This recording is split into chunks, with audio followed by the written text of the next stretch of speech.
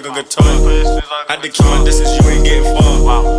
Nigga wants to smoke, let's go to war. Clean you up, I do the chores. Too much drip, someone gotta clean the floor. Still in the streets, fuck the law. Fuck the trunk, rather keep it in the car. If my dog cross me, we cutting off his paw. Too much drip in the place, so we gotta clean the floor. Hey everybody, welcome back to the Georgia Tech Dynasty. John Eads with you, fired up for another episode here. Not doing a game in this episode as much as I want to. Something I haven't done in previous seasons that I want to do right now is just run you guys through quickly a team preview.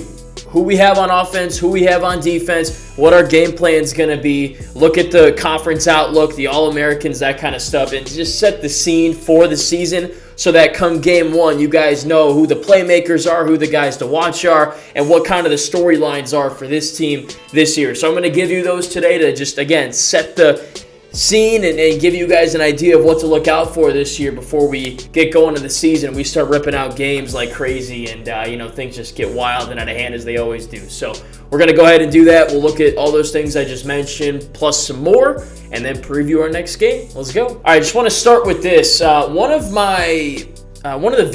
you alerted me in the comments section that it might be a good idea to run a different defense this year just because of the personnel we have. So we got a good D-line. We got pretty solid linebackers at two spots, but our secondary really is the strength of our defense, our corners, our safeties. So per the request, I'm going to change our defense to the 4-2-5 this year and see if that helps, because last year our defense was not very good. We got gashed. Teams could run on us. They could pass on us. So I'm hoping that with the 4-2-5, we can continue to defend that run game with a better defensive front, but defend the pass even better too, with 5 secondary members on the field at all times to cover one-on-one and play zone, that kind of stuff. So we'll see if that works. I think it would. If anything, it just fits our team a little bit better. Preseason polls have us at 15, so nice to be ranked. We were unranked for a little bit there to end last season. Okay, conference outlook. So as I said, it's us and A&M at the top, it seems like. I think they had us 3rd or 4th last year preseason.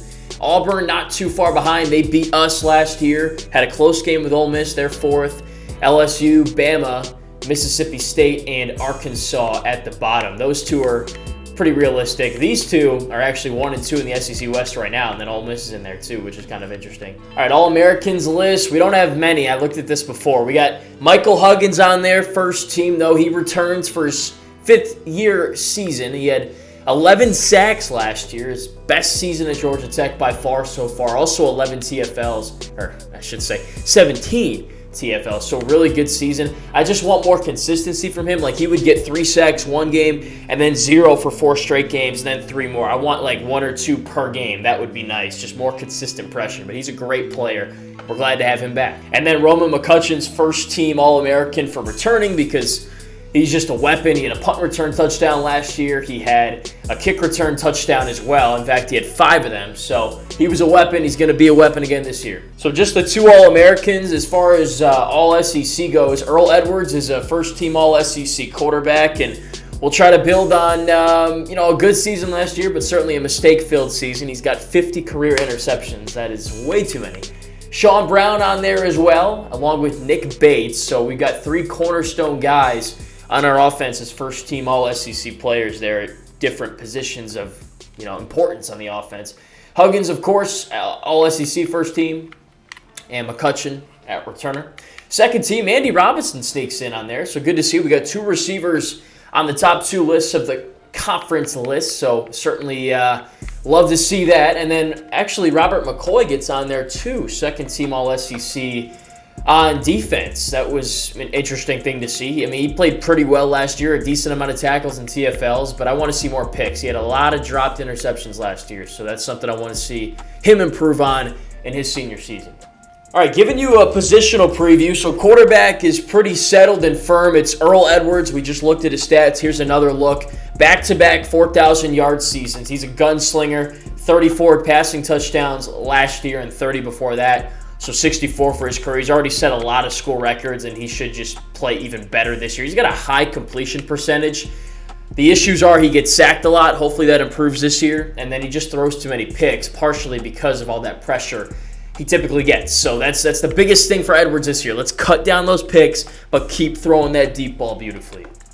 All right, at running back, none of these guys have ever taken a collegiate carry. So Tucker's going to be our lead back. It's his 5th-year season. He has yet to see the field at all, but he's got some good measurables and traits that I like in a running back. He's 6'1", 207, so pretty well built. 94 excel, 89 speed, so pretty fast. Decent agility, good break tackle, good carrying. So he's got a lot of things that I think are excellent. 82 juke move, 85 stiff arm. I think he's going to be really good. He's going to be our lead back. And then right behind him is David Cooper, that 5-star freshman who is kind of built the same way, plays the same way. Of course, just a freshman, so he's going to get a little bit of run, but not as much as Tucker will. He's going to be our lead back for sure. But these guys all could see the field.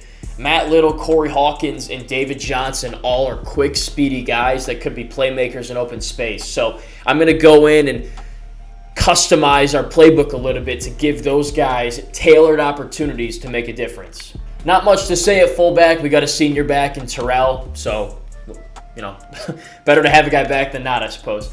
At receiver, we are very deep and very talented. Sean Brown is the best receiver in the SEC. I'm going to go as far to say he's the best receiver in the country. We promised this guy a first-round draft pick selection next season if he came back. He's back. Now it's time to go do it. He's fast. He's quick. He's a sure-handed catcher. He's 99 catching. That is unbelievable. Great stamina as well. This guy is going to go off this year. 2 1,000-yard seasons, 3 yards short of that last year. For all intents and purposes, he made it. Part of an excellent receiving core last year. I am really damn excited to put this guy on the field and have him be the focal point of our offense. Behind him, Andy Robinson is a great receiver as well. He'll play on the outside more this year. Almost hit 1,000 yards last year, but is built, and he's ready to have his best season at Georgia Tech. 7 receiving touchdowns last year. His per-game average went up. He's another fast guy that runs routes very well. He's very aware of what he's doing, and he's going to be really damn good.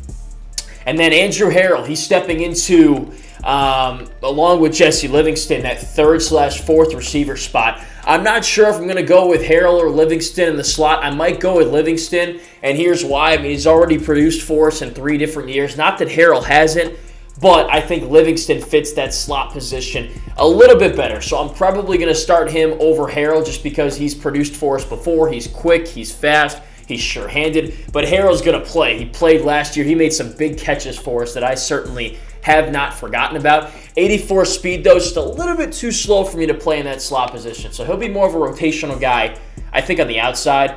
And then we got quick guys as well. Williams, Watkins, who's a true freshman. Gates, who's a true freshman that'll see the field. Williams, we burned his red shirt last year. I don't think he ended up seeing the field. Or no, he did red shirt, actually. That must be somebody else. Maybe it was Ken Bryant. So, I mean, look, man, we're really deep here, and as I said, very talented. I'm excited for my pass catchers. A.J. Lynch, another one of those pass catchers, as is Steven Burgess. Lynch was great last year in his freshman season. 17 catches, 223 yards. We've still got to get him his first career touchdown. We'll do that. He's very balanced and very good. I like Burgess. He's also a guy that complements in that tight end room. Hasn't got a lot of catches, but it seems like when he makes catches, they're big catches. Like they're on 3rd down, 4th down. We need a reception, and he just goes and gets the job done. So they're solid. Offensive lines are really good. We got Matt Ryan back for his sophomore season at left tackle. He's going to be our anchor again, 6'7". Mike Dean played as well last year as a freshman, and our offensive line played better. We allowed less sacks, and I thought we opened up the offense a little bit better, especially in that bowl game. And I think 3 or 4 of the starters are back, including Nick Bates. He's 95 overall there at center. He played, I think, guard last year, but we have since slid him back to his natural position of center here. Corey Marshall, Jr., 85 overall. So, I mean, we got talented, experienced guys. Tim Coach, another one of them. I think this is his first season starting. Last year, he was kind of a backup player. So he might be our only new starter on that offensive line. So I'm excited for the O-line. I think they're going to be really good for us this season. D-line, we talked about Huggins, 11 sacks, a breakout season last year. He's going to anchor us on the defensive side. I expect a lot from him. I think Josh Walker's going to play as well, the 5-star true freshman who's already better than Ian Jackson. He should see the field.